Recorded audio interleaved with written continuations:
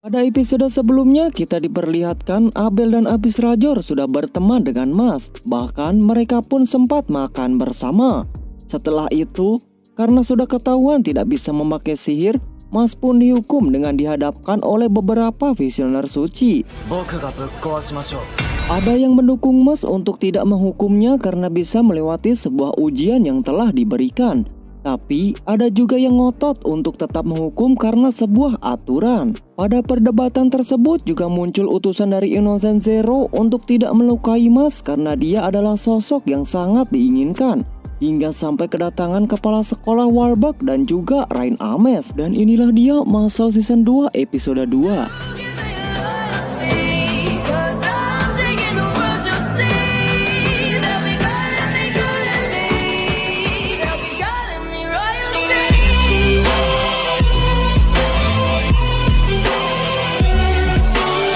Kedatangannya Warbug dan Rain Ames pun membuat seluruh orang menjadi terdiam.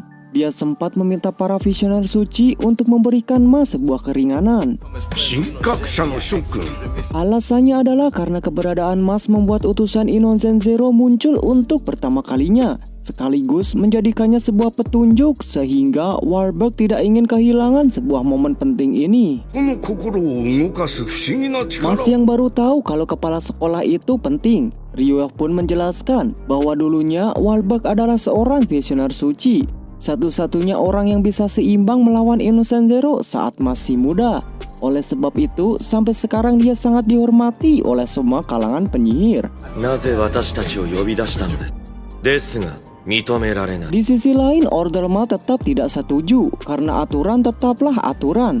Orang yang menyembunyikan ketidakmampuan memakai sihir di Akademi Eastern adalah sebuah kejahatan dan harus diberi sanksi yang sangat berat. Tak cukup dengan perkataan Warbug, dia pun sampai memohon kepada para visioner suci yang membuatnya terkejut.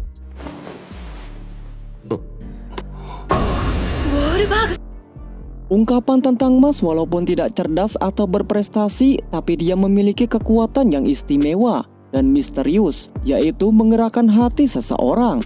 Warbug percaya suatu saat nanti Mas bisa mengubah sudut pandang dunia ini terhadap sihir, serta adil terhadap golongan yang tidak bisa memakai sihir, sehingga mereka tidak dipandang rendah ataupun sebelah mata. Tak cukup sampai di sana, Rain Ames pun sampai memohon juga kepada mereka untuk meringankan hukuman terhadap Mas. Sempat ribut dengan visioner suci lainnya, jaksa yang diselamatkannya pun ikut membelanya. Karena berkat Mas, dia jadi selamat dari serangan parasit sihir. Dia juga memohon untuk menyetujui permintaan Warbug. Sampai-sampai jaksa sebagai penanggung jawab tentang hukum rela mengorbankan dirinya walaupun dia juga akan mendapatkan hukuman atau apapun itu. Di sini, Ordermat pun sedikit meringankan kasusnya tapi dengan syarat.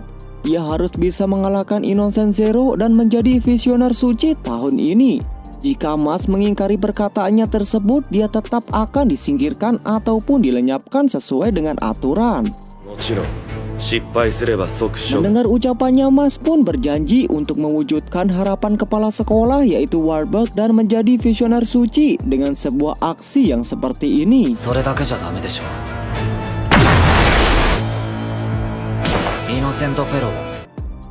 Singkat waktu, paginya Mas dan teman-temannya ingin merayakan untuk berbelanja karena mendapatkan keringanan. Finn yang sudah menunggu menjadi tidak bersemangat karena baju yang dipakai oleh Dot dan Mas tidak semestinya orang liburan.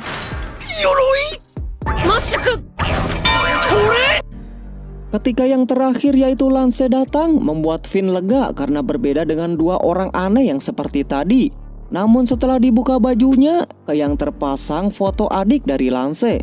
Sekarang mereka bertiga menjadi sekumpulan orang yang tidak normal. Pertama-tama mereka mencoba permainan sebuah boneka. Siapa yang membuatnya bersin akan menjadi pemenangnya. Tapi di sini Mas dan Dom malah ribut karena saling bercanda. Selanjutnya di perjalanan Lance memberitahu kepada semuanya karena kemarin ada utusan Innocent Zero, ujian seleksi visioner suci pun dipercepat tahun ini. Mereka menjadi diuntungkan karena sudah mendapatkan beberapa koin emas yang cukup lumayan banyak. Jadi tidak akan ada lagi perebutan koin. Pertama-tama mereka akan pergi ke toko tongkat sebagai persiapan awal ujian nanti. Setiba di dalam, Mas dan Dot pun terbuka dengan banyak tongkat sihir di sana. Untuk mengetahui kecocokan tongkatnya, mereka harus mengeluarkan energi sihirnya. Nanti tongkat tersebut akan terpanggil dengan sendiri. Finn dan Lance pun langsung maju ke depan dan mengeluarkan energi sihir terbaiknya supaya bisa memanggil tongkat yang sangat hebat. Dot yang melihat Lance mendapatkan tongkat hebat merasa iri dengannya. Kemudian Mas pun disuruh untuk mengukur energi sihirnya ke depan. Belum sempat ngapa-ngapain, Mas melihat dan tertuju pada tongkat yang terjatuh. Sepi milik toko pun bilang, itu adalah tongkat sihir legendaris 1000 tahun yang lalu. Konon katanya di bawahnya terdapat mata air elf. Bahkan sampai sekarang belum ada yang berhasil mengangkatnya karena terlalu berat. Bahkan penyihir pun tidak sanggup. Merasa tertantang, Mas pun langsung mencobanya.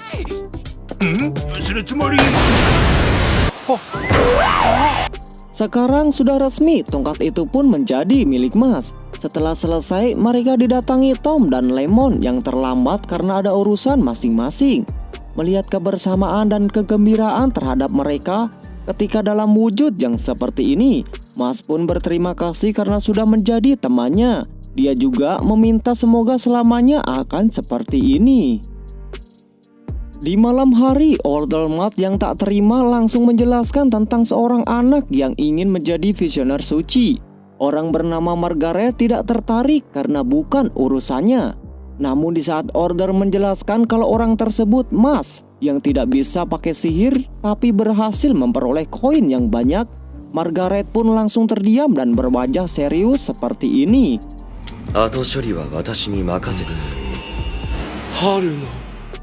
Sudah sekian cukup lamanya, akhirnya Mas kembali ke kampung halamannya. Sang kakek pun merasa senang dan bersyukur Mas masih hidup dan bisa bertahan.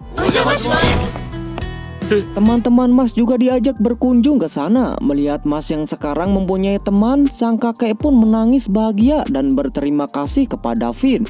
Karena dulunya Mas hanyalah anak sebatang kara dan hanya tinggal di hutan saja. Di samping kebahagiaan mereka, tak jauh dari sana Margaret pun sedang menuju ke tempat Mas. Tapi mereka bertiga dihalangi oleh Rain Ames.